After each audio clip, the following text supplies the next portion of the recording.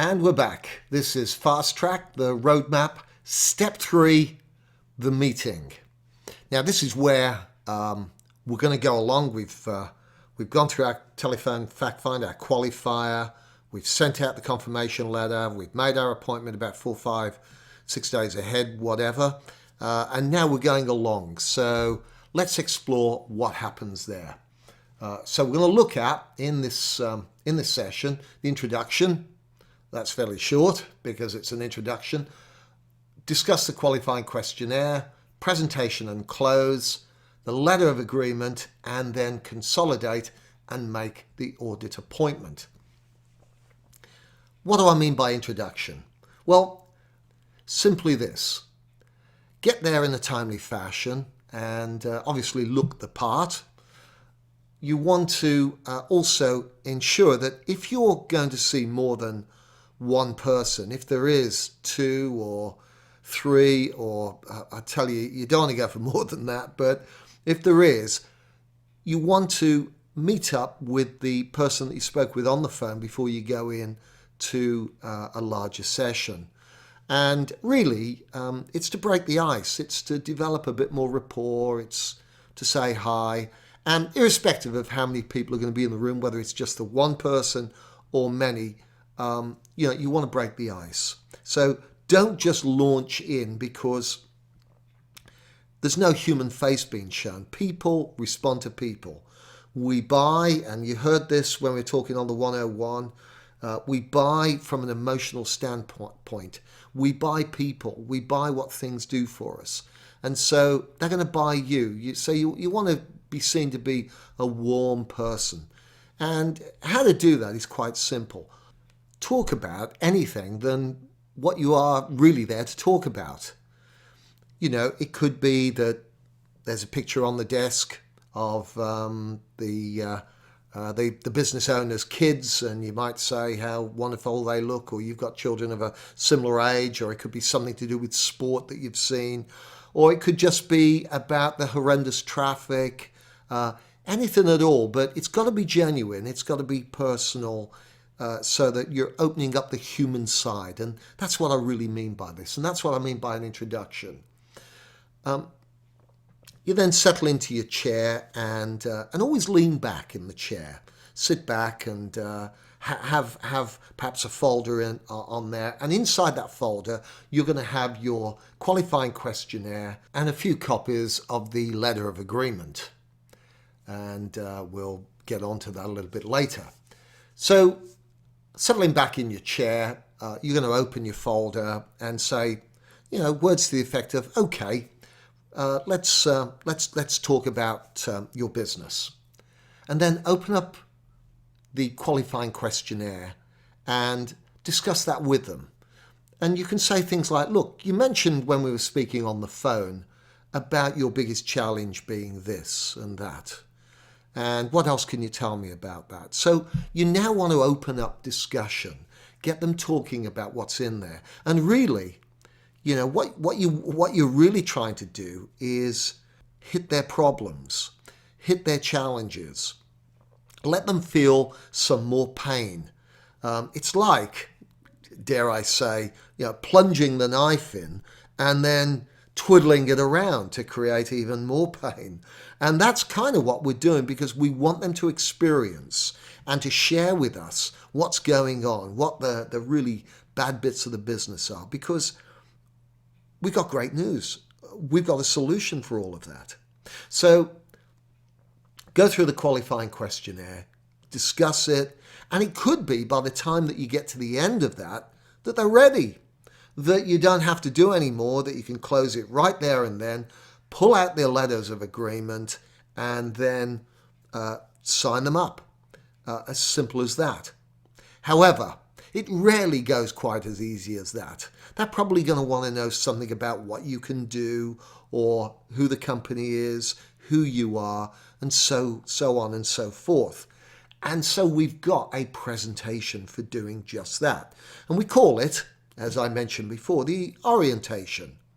Now, I've put a separate video file in this section that you can have a look at later. And it's all about how to present the orientation. But the good news is that the orientation has got a close in it as well, right at the end. And it's all very natural, as you'll see. So you can use that should that happen. But frankly, if you can close it just on the qualifying questionnaire, pull out that letter of agreement and away you go. So if not, you're going to do the orientation with the close built in. And as I say, I've got a separate file that's at the bottom of this section with the orientation in, and you can watch that and hear how I do it, and perhaps take notes as to how you ought to do it as well. And it leads to that natural close. And when we close it, we need some form of agreement. And indeed, in your resources, the letter of agreement is there. And if you haven't downloaded it, then just pause and go get it now, because you should have it in front of you. Okay, I'm assuming that you've got it. So the letter of agreement is a legal document, but we've written it in plain English, and this can be used in most countries with just a couple of changes. It's not my intention at this stage to go into any depth with this agreement. We'll be doing that at a later stage. But what you need to know is this, is that the agreement is not complicated. It's purposely put on one page because people look at it and they see that it's fairly light, as in it's only one page and not many. It doesn't have the word contract on it, which is always a threatening word to anyone on the receiving end of those things. So letter of agreement makes it sound quite innocuous. It makes it sound like it's something that they can look at and handle right there and then. And frankly, it is.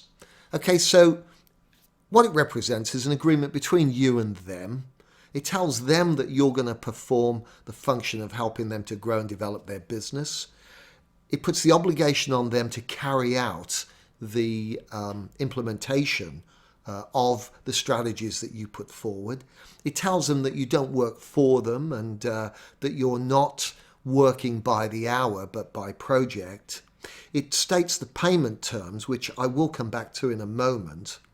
And also, you'll notice that it says that the agreement will begin on and continue until. And really, you want to make that 12 months. So, letter will begin on signature. That's about slightly more than a third down after the payment terms. And then will continue until, and it gives a date. I would put that 12 months in the future. Now, this is the good bit. It then says at the end of 90 days, a joint evaluation will be made as to whether to continue the relationship, and if so, under what conditions. So there is a 90-day get-out clause there. And that's really good for them because they're going to think, well, what's my risk here? What am I out on a limb for? And generally, it's going to be for the retainer that you're going to negotiate with them over the next 3 months. That's what they're up for. So, it's a fairly easy decision to make. If they don't think you're worth anything, then obviously you haven't implanted enough value there. So they're going to say no. But if you have, then it's a case of just making sure that that figure is right. As I say, we'll talk about that in a little while. There's then a couple of health warnings. In other words, the kind of things that you see on cigarette packets, I guess you still do now, where it's just saying, look, and this protects you, by the way, that the successes that can be achieved are down to them and not down to you, that you are not liable for anything should they ever want to sue you. And guys and girls, honestly, I've never had anybody sued yet out of hundreds and hundreds of consultants. Never happened. And that is, there's nothing that you can do that can harm their business, quite frankly and honestly. What there is here is a liability that if you accidentally injure them or kill them, then you're liable. So I think that's the old health and safety thing coming out. And that the agreement forms the whole of the agreement.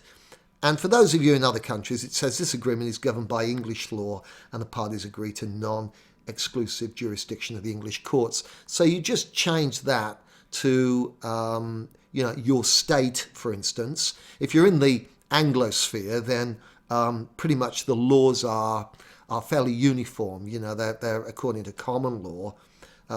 Same for Ireland and a few other places.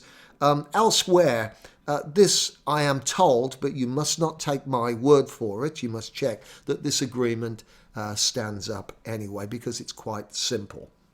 Okay, then you're going to sign it. They're going to sign it, and do duplicate copies.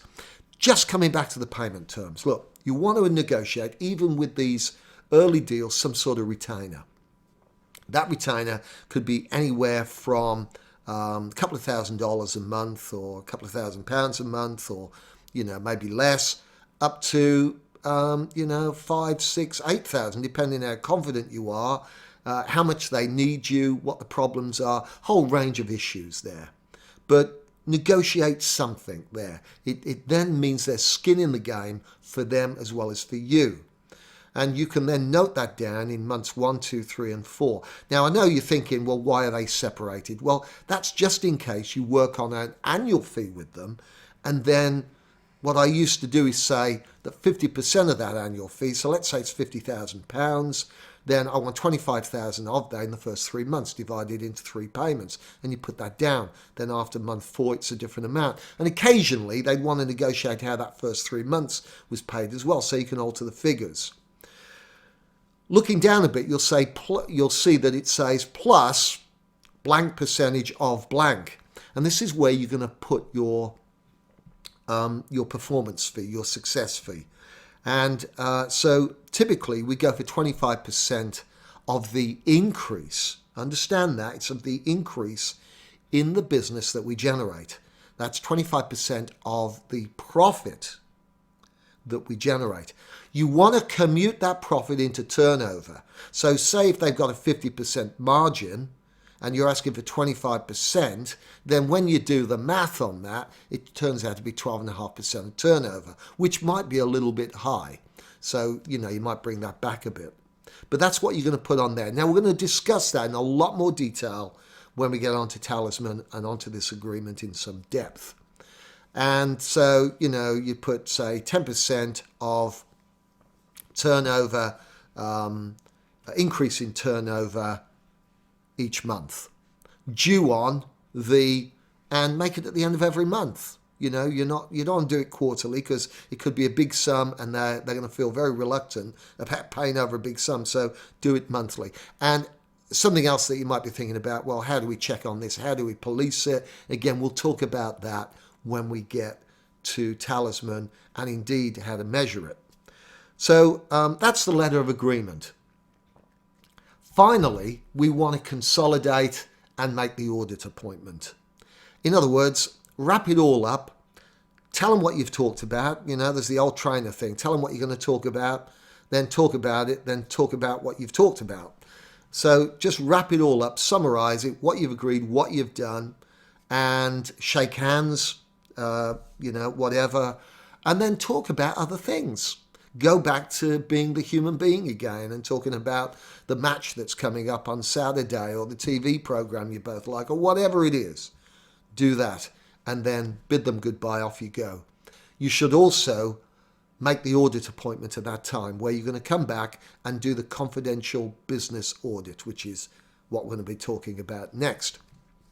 And again, make that appointment at least sort of 4, 5 or more days ahead, so that you look like you're a busy person.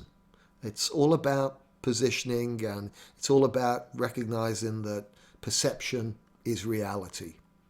So we've covered the introduction. We've spoken about how you should go about discussing the qualifying questionnaire, and if possible, close them on that and pull out the letter of agreement. If not, you move on to the presentation, the orientation, in other words, and close them there. And as I say, again, there is another folder at the bottom of the section with the presentation, the orientation in there, with me showing you how to do it. We have discussed the letter of agreement, and then finally consolidate and make the audit appointment. And that concludes this step 3 meeting of the roadmap. Step 4 coming up next.